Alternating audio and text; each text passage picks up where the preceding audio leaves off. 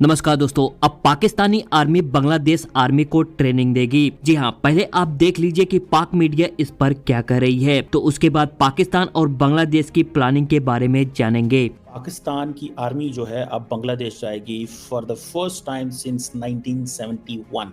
क्या भारत को परेशान होने की ज़रूरत है? डेफिनेटली ये एक बहुत बड़ा यू टर्न है। अगर इंडिया तालिबान को ट्रेन कर सकता है तो पाकिस्तान जो है वो क्या बांग्लादेश को ट्रेन नहीं कर सकता? ठीक है ना जी। और पाकिस्तान अगर वो जैसे कहते हैं अगर बांग्लादेश को ट्रेन करता है तो दैट इज़ समथिंग जिसमें कोई परेशानी नहीं भारत के अंदर होनी चाहिए। अब ये जो सुनने में आया है कि ये जो पाकिस्तान की जो आर्मी की joint chief of staff committee के चेयरमैन जनरल शाहिद शमशाद मिर्ज़ा हैं, उन्होंने ये प्रपोजल बांग्लादेश को दिया। This is the report. और बांग्लादेश और पाकिस्तान की जो आर्मी है वो यूनुस साहब जो हैं वो अलाउ करेंगे। और पाकिस्तान की हुकूमत ये एक माजी में कहती रही है कि अगर कभी ईस्ट पाकिस्तान वेस्ट पाकिस्तान इकट्ठे होते तो भारत के अंदर से सड़कें गुजरती, हाई रोड्स बनते, मोटरवेज बनते, तो पाकिस्तान की बड़ी अच्छी ट्रेड हो सकती थी। पाकिस्तान और बांग्लादेश और इंडिया, ये एक ऐसी ट्रायंगल अजीब किस्म की सिचुएशन बनेगी जिसमें इंडिया ये कहेगा जी ISI आ गई है बांग्लादेश के अंदर। ISI जो है वो हमारे जो इलाके हैं जो बांग्लादेश के इर्द गिर्द हैं वहाँ पे हालात ख़राब करेगी। लेकिन बांग्लादेश की जो फ़ौज है ना वो कोई इतनी ज़्यादा फ़ौज नहीं है। मेरा ख्याल है कोई 2.25 लाख की 2,30,000 की फ़ौज है। ऐसे लगता है कि अगर पाकिस्तान बांग्लादेश की फ़ौज को ट्रेन करेगा तो ज़ाहिर बात है वो जो डिफरेंसेस हैं वो डेफिनेटली कम होंगे। पाकिस्तान अगर बांग्लादेश की फ़ौज को ट्रेन करेगा अब भारत के अंदर अनसर्टेनिटी बढ़ेगी, बिल्कुल बढ़ेगी। पाकिस्तान अगर बांग्लादेश के साथ इंटेलिजेंस कोऑपरेशन बढ़ाता है तो डेफिनेटली इंडिया थोड़ा परेशान होगा इसमें। उसमें फिर मुझे ज़ाती तौर पे ये लगता है कि शायद इंडिया जो है वो फिर ज़्यादा तालिबान के करीब हो सकता है। इसकी एक थ्योरी मौजूद है। मैंने आपको बार बार कहा है कि इंडिया की 50 साल की इन्वेस्टमेंट बांग्लादेश में उड़ गई और पाकिस्तान की 50 साल की इन्वेस्टमेंट अफगानिस्तान में उड़ गई। सो इंडिया बांग्लादेश में अपने एसेट्स लूज़ कर गया, पाकिस्तान अफगानिस्तान में लूज़ कर गया और दोनों आज बिल्कुल डिफरेंट लाइन एंड लेंथ पे खड़े हुए हैं। मैं समझता हूँ कि इंडिया और बांग्लादेश के तो फिर भी मुनासिब ताल्लुकात है, आना जाना है, उस तरह के चैलेंजेस नहीं है। पाकिस्तान के तो अफगानिस्तान के साथ कोई ताल्लुकात नहीं रहे। इस वक्त तो हम एक एनिमी कंट्री है। आयशा, सिर्फ ट्रेनिंग की बात नहीं है। अभी जो बातचीत हो रही है ना, 2 लेवल पे बातचीत हो रही है। एक तो ये बातचीत हो रही है कि बांग्लादेश की फॉरेन पॉलिसी क्या होगी। अच्छा। उस फॉरेन पॉलिसी के अंदर इंडिया का क्या रोल होगा और पाकिस्तान का क्या रोल होगा और बांग्लादेश की क्या पोजीशन होगी सार्क के अंदर। सो सबसे पहली चीज़ जो यूनुस ने की है उसने कहा है कि सार्क को रिवाइव करना है। वो समझता है कि सार्क के अंदर अगर एक दफ़ा रिवाइव हो जाए तो सार्क के अंदर पाकिस्तान के साथ मिलकर और बाकी इंडिया के छोटे नेबर्स के साथ मिलकर सार्क पावरफुल हो सकती है और इंडिया का इन्फ्लुएंस इन द रीजन को पीछे धकेला जा सकता है। और बांग्लादेश पिछले 15 सालों से इंडिया के साथ था, उससे पहले था। खालदा ज़िया के ज़माने में प्रो पाकिस्तान था और हसीना के ज़माने में प्रो इंडिया था। तो अब बात यह है कि now once again the attempt is के सार्क को रिवाइव किया जाए। पाकिस्तान फुली सपोर्ट करता है और इंडिया को तकलीफ हो रही होगी ये बात सुन के। 1971 में जिस जमीन से भारत ने पाकिस्तानी सेना को भगाया था, अब वही पाक आर्मी बांग्लादेश आर्मी को ट्रेनिंग देने जा रही है। तो आज की इस वीडियो में जानेंगे कि पाकिस्तान और बांग्लादेश के बीच कौन कौन से समझौते हुए हैं और इससे भारत से क्या क्या दिक्कत हो सकती है। पर उससे पहले एक बात सोचने वाली है, जो पाकिस्तान बांग्लादेश की मदद करने जा रहे हैं क्या वह सच में मदद कर पाएगा कि नहीं, क्योंकि खुद पाकिस्तान के लोग गरीबी, बेरोजगारी, भुखमरी से परेशान हैं और खुद पूरा पाकिस्तान लोन पर चल रहा है। क्या वो बांग्लादेश की मदद कर पाएगा? तो इस पर खुद पाकिस्तान की पब्लिक ने पाकिस्तान की सरकार और बांग्लादेशियों को करारा जवाब दिया है।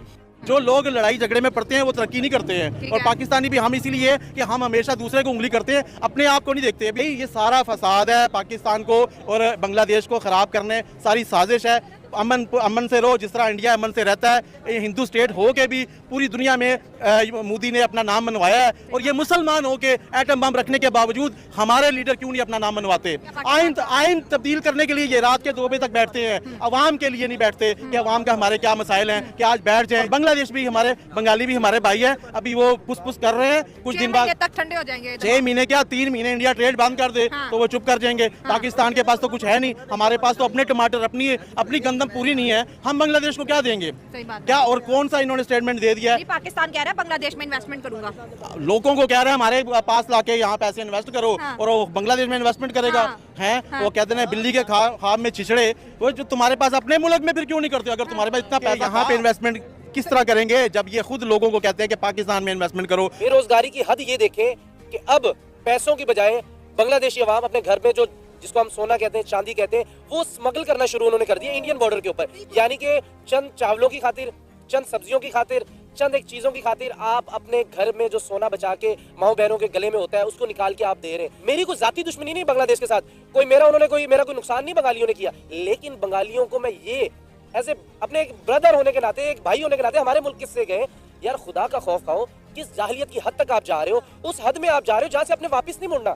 ये अब आप भूल जाइए कि आपने एक दफा पाकिस्तान से ताल्लुक खराब किया तो आपको इंडिया ने सपोर्ट किया, अब इंडिया से ताल्लुकात खराब करे तो पूरी भाई दुनिया छोड़ने वाली है आपको, क्योंकि एतमाद एक दफा अगर कोई तोड़े दूसरी दफा बिलीव कर लो, दूसरी दफा अगर भी वो तोड़े तो तीसरी बार भाई कोई भी नहीं बिलीव करता। मैं आपकी जानकारी के लिए बता दूं कि पाकिस्तान अब बांग्लादेश के कंधों पर बंदूक रख कर चलाना चाहता है। जी हाँ, 53 साल बाद पाकिस्तानी सेना बांग्लादेश में एंट्री कर चुकी है। इस एक खबर ने खलबली मचा दी है। 1971 में जिस पाकिस्तानी सेना को पूर्वी पाकिस्तान से खदेड़कर बांग्लादेश का निर्माण किया गया था, अब वही सेना इस देश में नए सिरे से अपना रुतबा जमाने की कोशिश कर रही है। बांग्लादेश की मौजूदा अंतरिम सरकार ने पाकिस्तान के साथ सैन्य और रणनीतिक संबंधों को बढ़ाने की दिशा में कदम बढ़ाए हैं, जिससे भारत के लिए एक नई चुनौती खड़ी हो सकती है। पाकिस्तान सेना के joint chief of staff committee के चेयरमैन जनरल साहिर शमशाद मिर्जा के नेतृत्व में एक विशेष टीम बांग्लादेश की सेना को प्रशिक्षण देने के लिए फरवरी 2025 में वहां पहुंचने वाली है। मैं आपकी जानकारी के लिए बता दूं कि ट्रेनिंग मेमन शाही कैंट स्थित ATDC मुख्यालय में होगी। यह कार्यक्रम 1 साल चलेगा। इसके बाद बांग्लादेश के सभी 10 सैन्य कमांड्स में पाकिस्तानी सेना प्रशिक्षण देगी। जनरल मिर्जा ने नवंबर में बांग्लादेश को यह प्रस्ताव भेजा था, जिसे बांग्लादेश के आर्मी चीफ जनरल वकार उज्जमान ने स्वीकार कर लिया था। और अब सबसे बड़ा सवाल ये है कि क्या बांग्लादेश फिर से पूर्वी पाकिस्तान बन रहा है? जी हाँ, शेख हसीना की सरकार के दौरान बांग्लादेश ने पाकिस्तान के साथ अपने संबंधों को सीमित रखा था। 2022 में शेख हसीना ने पाकिस्तानी वारशिप PNS तैमूर को चिटगांव पोर्ट पर लंगर डालने की अनुमति नहीं दी थी, लेकिन वर्तमान अंतरिम सरकार ने न केवल पाक से आने वाले कार्गो को चिटगांव पर अनुमति दी है, बल्कि इन सामानों की जांच में भी छूट दी है। देखो अब इससे भारत से क्या क्या दिक्कत होगी। सबसे पहले ISI की बढ़ती भूमिका से भारत को दिक्कत होगी। जी हाँ, ढाका और इस्लामाबाद के बीच सीधी फ्लाइट सेवा फिर से शुरू करने की घोषणा हो चुकी है। पाक नागरिकों के लिए वीजा नियमों में छूट दी गई है। पाकिस्तानी कार्गो शिप को चिटगांव पोर्ट पर बिना जांच प्रवेश दिया गया। बांग्लादेश में वर्तमान बदलाव के पीछे पाकिस्तान की रणनीति नजर आ रही है। रिपोर्ट के मुताबिक शेख हसीना की सरकार को गिराने और अंतरिम सरकार बनाने में पाकिस्तान की खुफिया एजेंसी ISI ने अहम भूमिका निभाई है। बांग्लादेश में लंबे समय से पाकिस्तान परस्त ताकतें सक्रिय रही हैं, जो अब खुलकर सामने आ रही हैं। पाकिस्तान की यह चाल भारत के लिए सामरिक दृष्टि से बड़ी चुनौती बन सकती है और इसके अलावा चिकन नेक के लिए हो सकता है बड़ा खतरा। जी हाँ, बांग्लादेश में पाकिस्तान की बढ़ती उपस्थिति से सिलीगुड़ी कॉरिडोर पर खतरा बढ़ सकता है। साथ ही इससे भारत के पूर्वोत्तर में कट्टरपंथी ताकतों के और मजबूत होने की आशंका है। तो यार, आप लोग को क्या लगता है कि पाकिस्तान और बांग्लादेश की दोस्ती से भारत पर कोई प्रभाव पड़ेगा कि नहीं? अपनी राय कमेंट सेक्शन में जरूर बताएं। और वीडियो पसंद आई है तो वीडियो को लाइक और चैनल को सब्सक्राइब जरूर करें। मिलते हैं किसी नेक्स्ट वीडियो में।